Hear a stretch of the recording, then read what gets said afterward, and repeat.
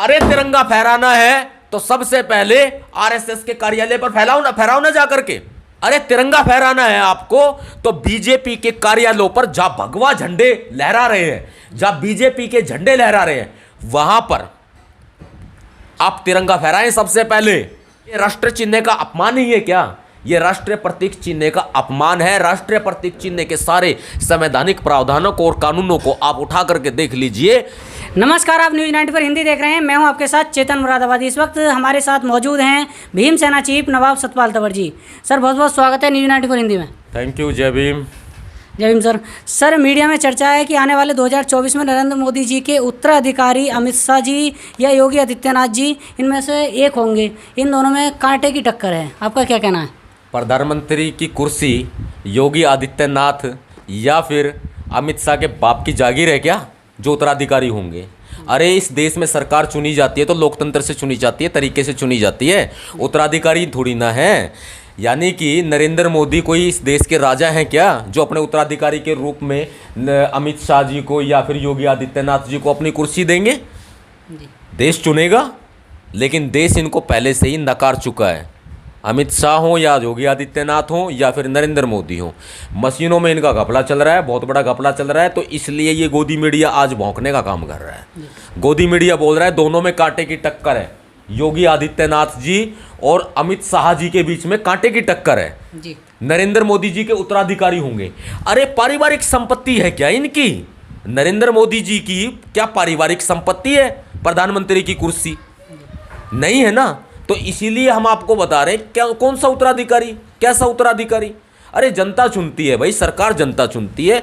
मजाल मतलब प्रधानमंत्री की कुर्सी को इन्होंने एक अपनी प्राइवेट प्रॉपर्टी बना लिया है, निजी संपत्ति बना लिया है। ऐसा नहीं चलेगा इस देश में, कदापि नहीं चलेगा। सर जैसे कि मतलब जो मीडिया में चर्चा चल रही है, तो कहीं ना कहीं ये नहीं लगता है कि ये मैटर मतलब फिक्स हो चुका है कि प्रधानमंत्री भाजपा का ही बनेगा? मीडिया में ऑलरेडी पहले से ही फिक्सिंग हो चुकी है। मीडिया की बात आपने की, ये फिक्सिंग तो तभी हो गई थी जिस वक्त नरेंद्र मोदी जी गुजरात की सत्ता में थे। मेन पते की बात बताता हूँ आपको।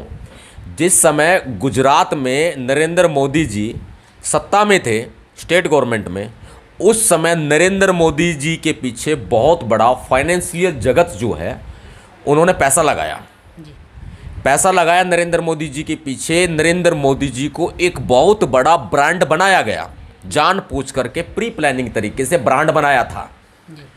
इसके बाद क्या हुआ कि पूरी सोची समझी रणनीति के साथ फाइनेंशियल मैनेजमेंट के लोग और उच्च घराने के लोग, अमीर घराने के लोगों ने और कॉरपोरेट सर्कल के लोगों ने और राजनीतिक विद्वानों ने नरेंद्र मोदी जी को एक ब्रांड बना करके खड़ा किया।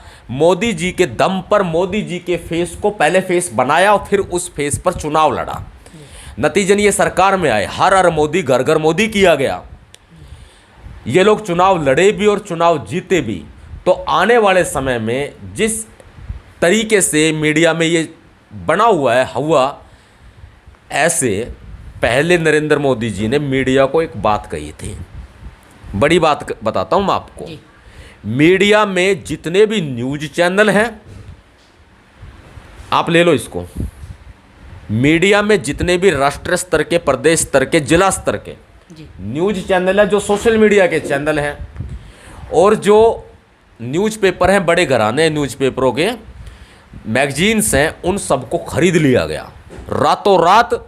न्यूज चैनल मालिकों के, मीडिया कॉरपोरेट हाउस के घरानों के और न्यूज़पेपर के मालिकों और न्यूज़ चैनल के मालिकों के घर, कुछ कॉरपोरेट घरानों ने जो इनको मैनेज कर रहे थे पूरा, इनके घर पे गाड़ियाँ, सूटकेस पैसों से भरे वो पहुँचाए। फिर इसके बाद में पर्सनल मीटिंग, खुलासा बता रहा हूँ, पर्सनल मीटिंग जो है नरेंद्र मोदी जी ने खुद बुलाई न्यूज़ चैनल मालिकों की, न्यूज़पेपर मालिकों की, और उनको एक ही बात कही थी, आप खबर मेरे खिलाफ चलाओ या मेरे पक्ष में चलाओ भाइयों और बहनों, लेकिन चलाओ जरूर। हर समय नरेंद्र मोदी दिखना चाहिए, हर समय।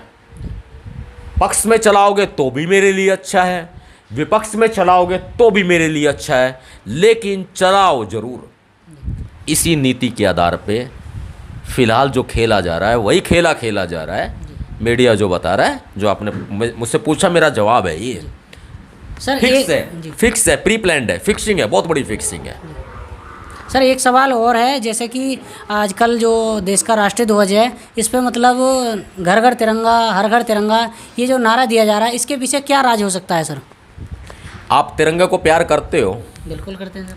हमारे देश का राष्ट्रीय ध्वज जी है, मैं भी प्यार करता हूँ, ये मुझे किसी को बताने की ज़रूरत नहीं है, और ना ही मुझे किसी से सर्टिफिकेट चाहिए कि मैं देशभक्त हूँ या देशद्रोही हूँ। ये मुझे किसी से सर्टिफिकेट नहीं चाहिए कि मैं तिरंगे से प्यार करता हूँ या नहीं करता हूँ। लेकिन कुछ चंद ठेकेदारों ने राष्ट्रीय ध्वज को अपने बाप की जागीर समझ लिया है। वो कहेंगे कि हम हर घर तिरंगा पहुंचाएंगे, घर घर तिरंगा पहुंचाएंगे। क्यों भाई, तुम ही ठेकेदार हो क्या?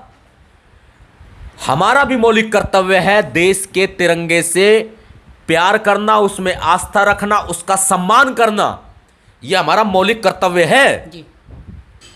बहुत सिंपल सी बात है, प्रत्येक देशवासी तिरंगे का, राष्ट्रीय ध्वज का, राष्ट्रीय गान का, देश के संविधान का सम्मान करता है।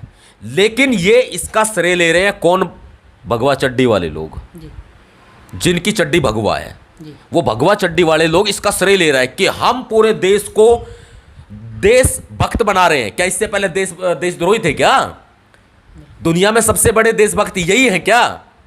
इनके मुंह में राम है और बगल में छुरी है। अरे तिरंगा फहराना है तो सबसे पहले आरएसएस के कार्यालय पर फहराओ ना जाकर के। अरे तिरंगा फहराना है आपको तो बीजेपी के कार्यालयों पर जहां भगवा झंडे लहरा रहे हैं, जहां बीजेपी के झंडे लहरा रहे हैं, वहां पर आप तिरंगा फहराएं। सबसे पहले लोगों के घरों पे जाकर के तिरंगा फहराने की आवश्यकता नहीं है, जबकि बीजेपी की, भारतीय जनता पार्टी की यह सोची समझी साजिश है। देश का प्रत्येक नागरिक, किसी भी धर्म का हो, किसी भी जाति का हो, वो देश से प्यार करता है, देश के संविधान से प्यार करता है, देश के तिरंगे से प्यार करता है। लेकिन देश का जो राष्ट्रीय प्रतीक चिन्ह है, अशोक स्तंभ, वो किसने बदला? ना मैंने बदला और ना आपने बदला, ना आपने बदला। वो बदला तो नरेंद्र मोदी की सरकार ने बदला। वो किस कानूनों के आधार पर बदला, कोई बताएगा क्या? ये राष्ट्रीय चिन्ह का अपमान ही है क्या? ये राष्ट्रीय प्रतीक चिन्ह का अपमान है। राष्ट्रीय प्रतीक चिन्ह के सारे संवैधानिक प्रावधानों को और कानूनों को आप उठा करके देख लीजिए, ये अपमान है और इसकी सजा जेल है। किसी की मजाल जो देश के प्रधानमंत्री जी को जेल पहुंचा दे? हाँ, मेरी है, मैं पहुंचा दूंगा। क्यों पहुंचा दूंगा? पहले इसको सत्ता से बाहर तो करो। मेरे अकेले की वोट से नरेंद्र मोदी जी सत्ता से बाहर नहीं होंगे, सबकी वोट से होंगे। सबको सोचना पड़ेगा कौन देशद्रोही और कौन देशभक्त है। अरे देशभक्ति का तमगा लगा करके ना जाने कितने चड्डी वाले आए और कितने चड्डी वाले गए। देशभक्ति का तमगा लगा करके कोई देशभक्त नहीं बनता है। देशभक्ति यहां से बताई जाती है, यहां से जाहिर की जाती है, और किसी को बताने की जरूरत नहीं होती है। हम अपना सीना फाड़ के नहीं दिखा सकते, लेकिन हमारा जमीर बोलता है, हमारी आत्मा बोलती है कि हम कितने देशभक्त हैं। सर एक तिरंगा का फोटो वायरल हो रहा है जिसपे एक खास संगठन का मतलब नाम लिख रहा है, और बीच में जो है जहां अशोक चक्र होता है वहां पे राम जी की फोटो दी जाती है। उस पर क्या कहना चाहोगे आप? ये तिरंगे का अपमान है, इसका मजबून जेल है। आप तिरंगे का कोई भी व्यक्ति, भारत का कोई भी व्यक्ति या भारत के बाहर का कोई भी व्यक्ति अगर तिरंगे में कोई काट छाट करता है, तिरंगे को फाड़ता है, तिरंगे को जलाता है, या तिरंगे के नेचुरल प्रारूप को बदल करके अशोक चिन्ह को या फिर अशोक चक्र को हटा करके कोई अन्य प्रतीक चिन्ह लगाता है या उसके रंग को बदलता है, तो ये तिरंगे का अपमान माना जाता है। इसमें बाकायदा मुकदमा दर्ज होता है और उसको जेल हो जाती है। पहचान करो, उन लोगों के खिलाफ मुकदमा दर्ज कराओ। ये बीजेपी के लोग होंगे पक्का, मुझे पता है, ये भगवा लोग ही होंगे जी।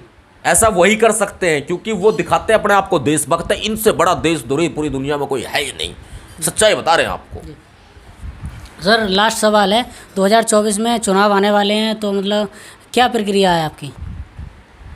मेरी प्रक्रिया जी 2024 में लोकसभा के चुनाव होने वाले हैं। देखो 2024 में लोकसभा के चुनाव होंगे।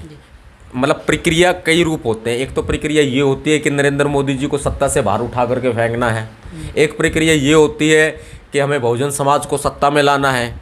एक प्रक्रिया होती है कि आप कहीं ना कहीं दूसरे चश्मे से ये देख रहे हो कि सतपाल तंवर को भी चुनाव लड़ना है।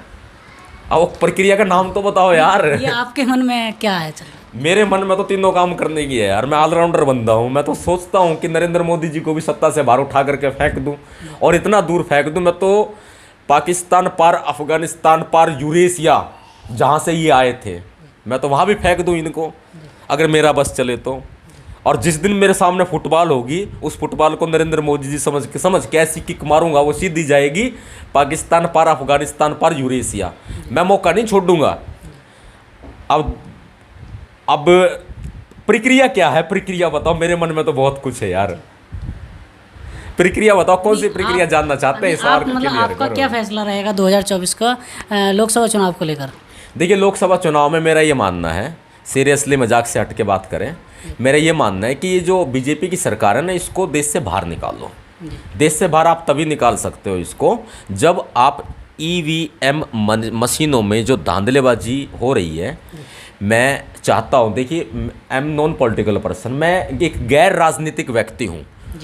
मैं राजनीतिक व्यक्ति उस समय कहा जा सकता है मुझे जब मैं किसी इस विशेष राजनीतिक दल से जुड़ा हुआ हूँ। मैं विशेष राजनीतिक दल से नहीं जुड़ा हुआ तो मैं गैर राजनीतिक व्यक्ति हूँ। और मेरा लोकसभा चुनाव से ठीक वैसा ही रिश्ता है जैसा कि मेरी एक वोट है। मैं अपनी वोट अपने मन से जिसमें मेरी आस्था है, मैं उनको वोट करता हूँ। बहुत सीधी सी बात है। देश के करोड़ों लोगों को मैं ये कह सकता हूँ कि आप बीजेपी को वोट मत दें, इतना ही है। जैसा मेरा वोट का अधिकार है, मैं वोट का अधिकार इस्तेमाल करता हूँ, तो लोगों को भी ये बता सकता हूँ कि आप भी वोट के अधिकार का इस्तेमाल करें, बीजेपी के खिलाफ करें। लेकिन मकसद बीजेपी को देश से बाहर निकालने का तब होता है क्लियर, जब मैं एक ऐसी लड़ाई को अमली जामा पहनाऊं, एक ऐसी लड़ाई मैं लड़ने की तरफ कूच करूं जो लड़ाई पूरे देश के लिए कारगर साबित हो, एक बड़ा आंदोलन साबित हो। वो है ईवीएम मशीन। मैं ईवीएम मशीनों के खिलाफ एक ऐसा भूकंप लाना चाहता हूं इस देश के अंदर जो इस नरेंद्र मोदी सरकार को हिलाकर रख देगा। और मुझे चाहिए उसमें देश का समर्थन। मैं नहीं कहता इस बात को कि आप आओ और मेरा हाथ बटाओ। मैं नहीं कहता इस बात को आप आओ मुझे धन और दौलत दो। मैं नहीं कहता इस बात को कि आप मुझे खून दो। मैं आपको ईवीएम मशीनों में से आज़ादी दिलाऊंगा। मैं नहीं कहता इस बात को। मैं सिर्फ एक बात को कहता हूं कि जब ईवीएम के खिलाफ मैं करूं या कोई भी करे, कोई भी आंदोलन अगर खड़ा हो ना, तो उस आंदोलन का हिस्सा ऐसे बन जाओ जैसे इस देश में बहुत बड़ी इमरजेंसी, तानाशाही से बचाने के लिए इस देश की जनता को आप युद्ध के मैदान में उतर रहे हो। आपको ये युद्ध समझना पड़ेगा। आपको ये युद्ध का मैदान समझना पड़ेगा। आपको समझना पड़ेगा आप आज़ादी की जंग लड़ रहे हैं, और ये आज़ादी की जंग वो जंग है जो 1857 में लड़ी गई थी, जो 1946 में लड़ी गई थी, 45 में लड़ी गई थी, इससे पहले लड़ी गई थी अलग अलग पार्ट में। सरदार भगत सिंह, सरदार उधम सिंह, सुभाष चंद्र बोस, जो इन्होंने आज़ादी की जंग लड़ी थी, आप वो जंग लड़ रहे हैं। एक विद्रोह शुरू हुआ था 1857 से। वो विद्रोह इतना बड़ा विद्रोह बन गया कि बहुजन समाज के भी हक और अधिकार के लिए अंग्रेज सरकार के सामने लड़ना पड़ा था। जो यहाँ के लोग हैं, जो आर्य बाहर से आए थे, उनके सामने भी लड़ना पड़ा था। जब हमें ये हक और ये अधिकार मिले हैं, जब भारत देश से आज़ादी मिली है, ये युद्ध इतना लंबा 1857 उसके बाद इतना लंबा खिंचता चला गया कि जा करके 47 में भारत आज़ाद हुआ था। 1950 में देश का संविधान लागू हुआ। लेकिन क्या हमें आज़ादी प्रॉपर मिल पाई है? देश की आज़ादी झूठी है। कोख में बच्चे मर रहे हैं, इलाज के अभाव में गरीब तड़प तड़प के मर रहा है, दलितों को सरेआम काटा जा रहा है, सरेआम मारा जा रहा है, महिलाओं की इज्जत आबरू लूटी जा रही है, बुजुर्गों की लाठी छीनी जा रही है, मजदूरों के पेट पर लात मारी जा रही है। इस देश के अमीर घरानों को इस देश की संपत्ति बेची जा रही है, एयरपोर्ट बेचे जा रहे हैं, रेलवे स्टेशन बेचे जा रहे हैं, बैंक बेचे जा रहे हैं। सर आपने क्या मैं पूरा करूं एक बार? क्या इस देश में बैठी हुई जो सरकार है, अपने बाप का माल समझ के इस देश की संपत्ति को बेचे जा रही है। देश आंखें मूंद के देख रहा है। सारे पेट्रोल पंप अडानी के हो गए, अंबानी के हो गए, कॉरपोरेट घराने इनको खरीद रहे हैं। अरे ठीक ऐसा हो रहा है कि भाई देश की संपत्ति है और ये लोग खरीदने वाले टाटा अंबानी, बेचने वाली सरकार, सब दिख रहा है भाई। आपके घर के बच्चों को भी ये बेचेंगे, आपकी घरवाली को बेचेंगे, आपकी घरवाली के सूट को, सलवार को बेचेंगे। और बताओ, मैं आपको बात बताता हूं, आपकी घरवाली के, आपकी मां, आपकी बहन के कपड़ों को नीलाम करेगी ये सरकार। ये सरकार हाथों में चिप भी लगा रही है, ये नीलामी करी जाएगी। इसीलिए तो ये जंग लड़नी है, इसीलिए तो इस जंग की तरफ मैं इशारा बता रहा हूं आपको। जो ईवीएम मशीनों की जंग शुरू हो जाए ना जिस दिन, उस दिन सड़कों पे उतराना। बता रहा हूं आपको, ये जंग ही तो लड़नी है। अरे मैं तो सिर्फ और सिर्फ एक सेवक हूं, काम कर सकता हूं। देश की सरकार मेरे ऊपर मुकदमे लगा सकती है, जेल में डाल सकती है, लेकिन इस लड़ाई को लड़ने के लिए पूरे देश भर को ना इकट्ठा होना पड़ेगा, आज नहीं तो कल। भाई जब इकट्ठे होंगे, जब आपके घरों में राशन पानी लेकर के ये बीजेपी वाले घुस जाएंगे, और मैं सच्चाई बताऊं, घाघरा भी को नहीं छोड़ना है, बेचेंगे पक्का, सब कुछ बेच डालेंगे ये लोग। आगे सर अभी मन में सवाल आया है मेरा, आपने भी आज़ादी की बात करी, और एक एक्टर है कंगना रनावत, और अभी स्वतंत्रता दिवस भी आने वाला है, और उसने ये बोला था कि 2014 के बाद आज़ादी आई थी और उससे पहले जो आज़ादी थी वो भीख में मिली हुई थी। इस पर आपका क्या कहना है? कंगना रनौत, यार कैसा नाम ले दिया आपने? आपने भी आज़ादी की बात करी, उसने भी, तो इसलिए। कंगना रनौत एकमात्र मोहरा है।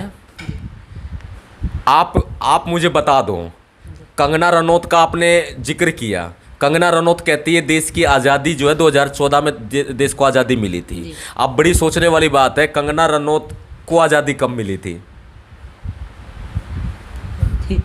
कंगना रनौत को एक फ़ोन करके मैं अपने पास बुला सकता हूँ, इतनी आज़ादी है उसकी, इतनी आज़ादी है उसकी, उसके कपड़ों में आज़ादी है यार।